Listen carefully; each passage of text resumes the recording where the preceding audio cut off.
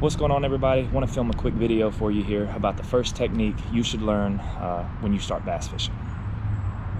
The first technique I learned when I started bass fishing, first off, my grandpa taught me how to bass fish. He's older, so we would, he learned to bass fish in like the 70s, 80s. That's when he was in his prime and doing his most bass fishing. So a lot of his techniques, a lot of things that he has were from that era. He's a little more old school. And with that being said, he certainly caught a lot of big fish in his days. He has 3 mounts, for instance, that are all over 8 pounds. I think one's over 9. I'm from South Carolina, by the way, so that's the area that I grew up fishing, like the upstate area. We would also go down to like Santee, Cooper, that area some, but mostly around Hartwell, some of the lakes in the upstate.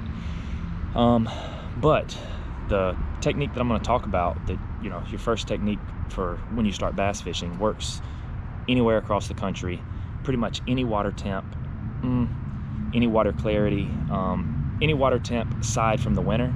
But the winter, the only difference is you use the same technique, just different baits. But my grandpa would pretty much always fish a Texas rig, but a Texas rig worm. And I'm going to go into the details of the worms I use and stuff like that, the hooks. But he'd pretty much always, every time we go out, he would just only throw a worm. There was sometimes, he'd throw spinner bait, he'd throw buzz bait, but 9 times out of 10, when we're out there fishing, he's just throwing a worm. And not the worm fishing that you see now. Now everybody fishes a worm really fast. They flip into the cover, 7.4 heavy, 7.6 rod. They bounce it a couple times and they go again. I'm talking worm dragging. And it's still something I do all the time, and a technique that has caught me a lot of big fish, and I don't think a lot of people are doing it anymore. All the new people now, it seems like, to get into bass fishing, they watch a lot of YouTube, a lot of social media, and I feel like it's a lot of content that's exciting and meant to be, everything's got to be, fun, and it's a lot of whopper ploppers, a lot of chatterbaits, a lot of stuff like that. But the old school dragging a worm around still catches a lot of fish and still catches big fish. I'll talk about the gear and stuff, but you don't need a real heavy rod. You don't need super heavy line. You're casting that worm as far as you can, letting it sink to the bottom, and you're dragging it back. It's really that simple. You're not imparting a lot of action in it. You're filling the cover down there. You're dragging it through rocks, laydowns, weeds, whatever it is on the bottom, and it just catches fish. All right, so I had to cut it there. I got interrupted. Somebody was talking to me. But don't overcomplicate this technique. If you're new to bass fishing, get 1 rod, 1 reel, and get you a handful of baits, and go do this. Don't worry about fishing your crankbaits yet. Don't worry about fishing a lot of different things. I think you need to focus on one technique at a time and learn each technique. And this right here is the best technique I feel like to start with. It teaches you patience. It teaches you how to feel for cover.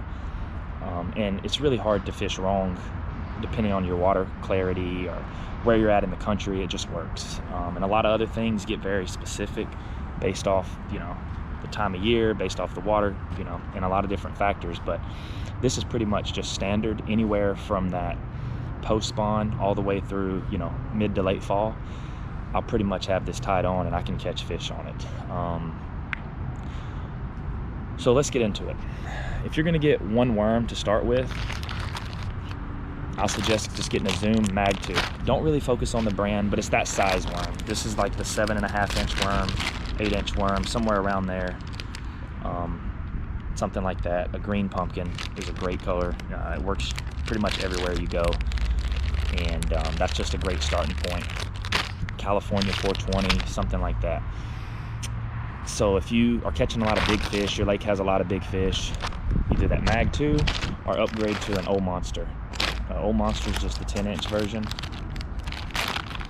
And I use that more at nighttime, a little bit dirtier water. I feel like it gets me more bites, but by and large, I feel like you can catch the same fish on a 7 or 8-inch worm as you can a 10-inch worm. The only time I really focus on that 10-inch is when I'm fishing for bigger fish. Like here in Texas, I fish the 10-inch mostly, pretty much primarily 10-inch through the summer, just because there's so many fish 4 pounds and bigger, and the amount of 6 and I only caught a couple 7s this year on a worm, but the amount of 6s and 5s that I caught this year on a worm is like unmatched to any other technique. Nothing else comes close for me to catching as many big fish as I do on a 10-inch worm.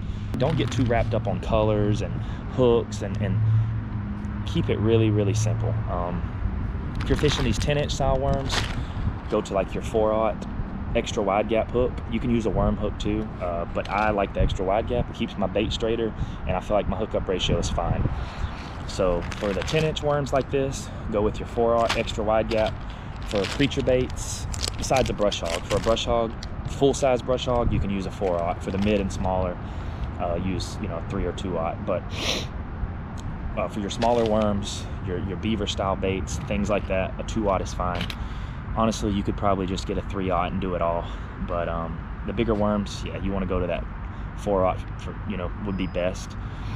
Just so you have more of a gap and it reaches a little bit further back in the hook, or in the bait, excuse me. And also, I pretty much always throw a 3/16 ounce sinker. A lot of people now, with the flipping, they love flipping on heavy bullet sinkers, and I don't know why. A 3/16, maybe a 1/4. But I honestly only have 2 sizes. I have 3/16 and 3/8, and I hardly ever use the 3/8, only if I'm fishing pretty deep water or it's coming off of ledges. But that 3/16, drag it around. I can't tell you the last time I've got hung up on a Texas rig. It definitely happens, but it's very, very few and far between, especially if you bury that hook point. And you can watch a million videos on how to rig a Texas rig. I'm not gonna do that right now, but it's kind of a forgotten technique. It's old school. It's been around forever. It will always catch fish, and it's just one of the things I grew up fishing with. So if you're new to fishing, make sure you tie this on and try it.